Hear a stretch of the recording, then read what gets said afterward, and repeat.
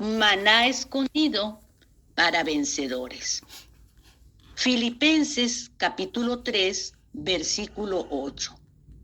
Y ciertamente, aún estimo todas las cosas como pérdida por la excelencia del conocimiento de Cristo Jesús, mi Señor, por amor del cual lo he perdido todo y lo tengo por basura para ganar a Cristo. La epístola a los filipenses nos es compartida por el hermano Adolfo de la Rosa. El tema, ganar a Cristo, experimentar a Cristo, vivir a Cristo.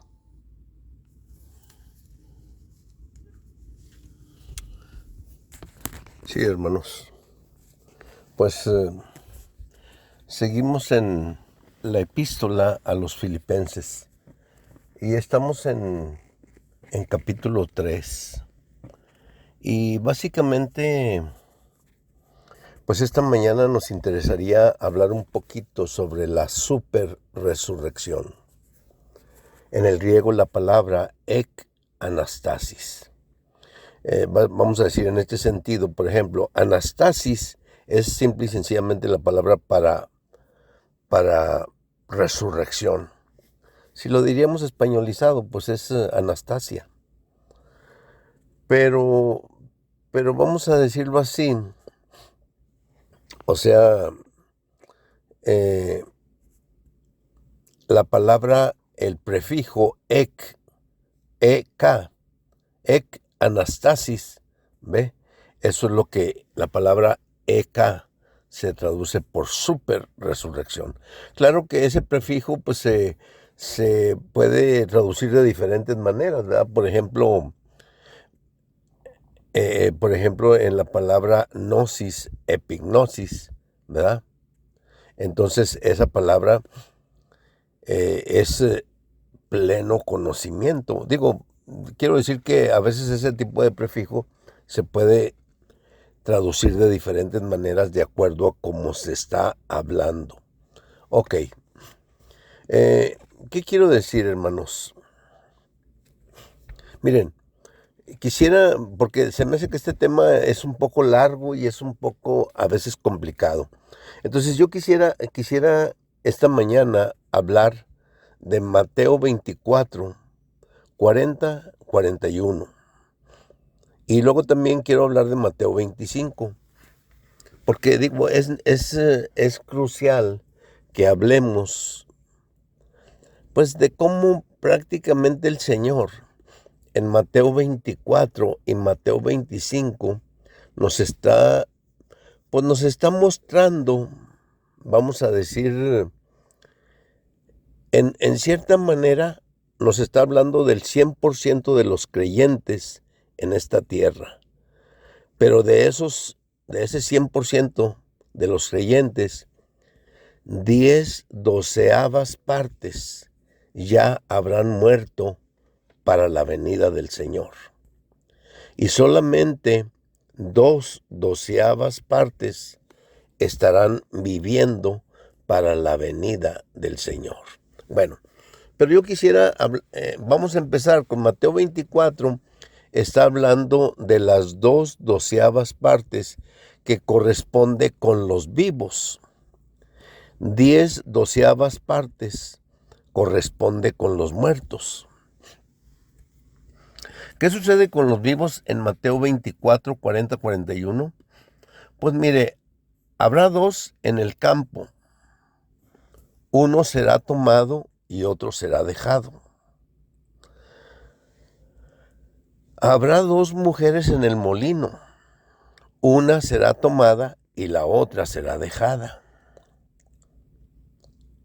Entonces eso muestra, digo, si hablamos así en términos numéricos, ¿verdad?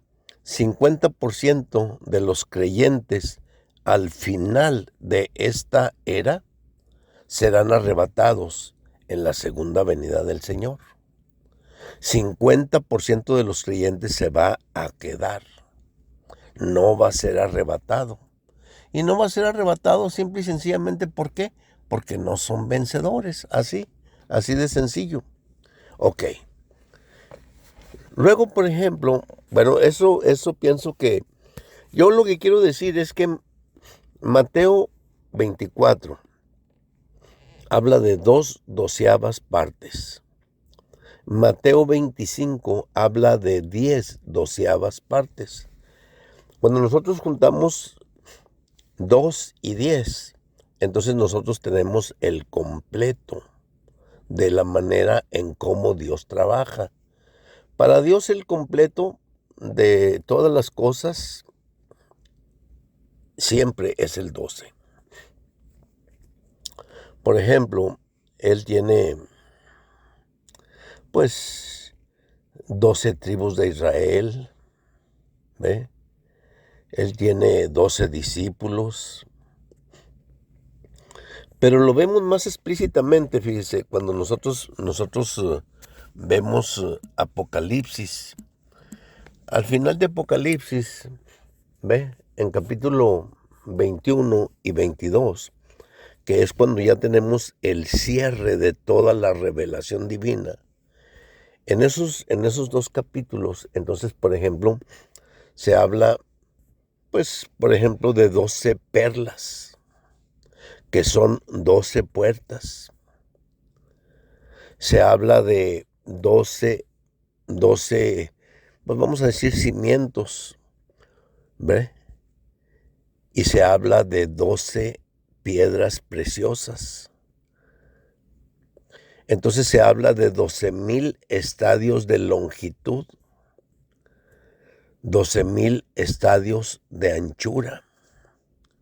Y también se habla de 12,000 estadios de altura. ¿Ve? Todo eso en Apocalipsis capítulo 12 se muestra cómo la revelación divina es consumada, o sea, con 12. Entonces, quiero decir lo mismo, es el mismo principio que debemos de aplicar en Mateo 24, hablando de 2/12 partes. Y en Mateo 24 hablando de 2/12 partes, perdón. Mateo 25 hablando de 10/12 partes. Entonces de esa manera se da el completo de 12/12 partes, ¿sí? Mateo 24 está hablando de 2 vivos o 2/12 partes de creyentes que estarán viviendo para la venida del Señor. De esas 2/12 partes, uno va a ser arrebatado y otro va a ser dejado. ¿Qué quiero decir con eso, hermanos? Quiero decir que el que es arrebatado, me explico, es vencedor. El que no es arrebatado, ¿ve?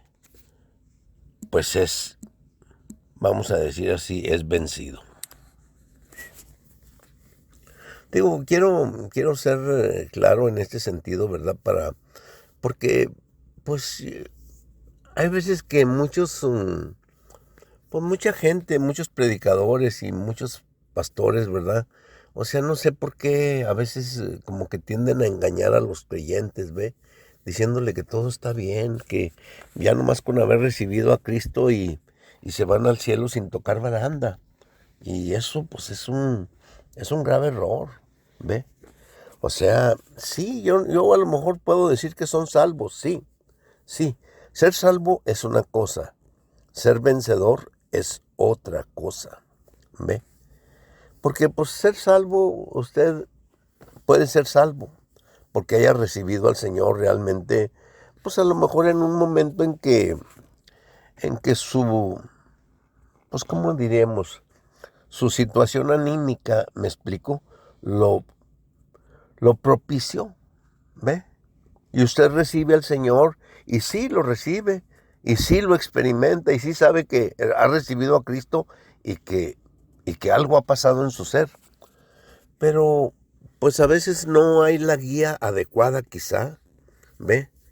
O a veces no se le da la importancia que debe de tener, ¿ve? el saber que hemos recibido al Señor y que somos nuevas criaturas. Que si estamos en Cristo, somos una nueva creación. Y entonces, pues, hay detalles, ¿verdad? Que, pues digo, están ahí. ¿Qué quiero decir? De los dos que están vivos, uno es tomado y otro es dejado. Uno es vencedor, el otro no es vencedor. ¿Sí? Y cuando nosotros llegamos a Mateo 25, inicia con 10 vírgenes. Escuche, que tomando sus lámparas. ¿Qué implica que tomando sus lámparas para recibir al esposo? Si usted ve Proverbios 20:27, entonces usted puede tener la realidad de lo que significa la lámpara. Fíjese lo que dice Proverbios 20:27. Dice, lámpara de Jehová. Escuche, de nuevo. Lámpara de Jehová es el espíritu del hombre que está en él. Entonces, eso quiere decir, cuando la Biblia en Mateo 25 dice, 10 vírgenes que tomando sus lámparas, eso quiere decir, como Proverbios 20:27 dice, lámpara de Jehová es el espíritu del hombre. Esa lámpara de la que habla Mateo 25 se refiere a nuestro espíritu humano. Y cuando somos regenerados, ¿ve? Quiere decir que entonces nuestra lámpara está encendida. Y eso es un hecho. Las 10 vírgenes que estaban allí en Mateo 25, todas fueron regeneradas, todas fueron personas salvas, todas fueron personas que realmente pues estaban esperando al Señor también, ¿ve? Porque esa es una esperanza de todos los cristianos. Esperamos que el Señor regrese por segunda vez. Esperamos que el Señor vuelva de nuevo. Y esa es una promesa con la que han vivido todos los creyentes. Después del día de Pentecostés, me explico, cuando Pedro predicó y 3,000 almas vinieron al Señor, o sea, todos ellos finalmente tenían la esperanza de que el Señor regresara por ellos. Bueno, ¿qué quiero decir, hermanos? Que de esas 10 vírgenes, si usted ve más adelante, se me hace que es el versículo 5, dice, todas cabecearon y se durmieron. O sea que estaban esperando a su esposo, estaban esperando al esposo. Dicho de otra manera, el esposo en ese sentido es Cristo, ¿verdad? La iglesia pues es su novia, es su esposa, ¿sí? Es una esposa corporativa. Entonces, ¿qué sucede? Todas ellas esperando al esposo, esperando la segunda venida de Cristo, cabecearon y se durmieron. ¿Qué quiere decir que se durmieron? Quiere decir que todas ellas han perecido, todas ellas han muerto, todas ellas pues ya no están con nosotros. ¿Qué sucede? De esas 10 vírgenes, hay 5 vírgenes sensatas y 5 vírgenes insensatas. Las vírgenes sensatas, ¿me explico? Cuando a medianoche se oye la voz del novio, ¿verdad? Que ya viene, que ya está ahí. Entonces esas 5 vírgenes sensatas tenían, aparte de su lámpara encendida, ¿me explico? Tenían su vasija, que se refiere a su alma. Su vasija se refiere a su alma. Dice por ejemplo, 2 de Corintios 4:7. Dice, pero tenemos este tesoro en vasos de barro. Si usted lo quiere decir en este momento, pero tenemos este tesoro en vasijas de barro. Entonces, la vasija se refiere a nuestra alma. Entonces, estas 10 vírgenes, 5 de ellas tenían sus lámparas encendidas, sí, pero aparte tenían aceite suficiente en sus vasijas para alimentar a, a su lámpara encendida, para mantenerla encendida.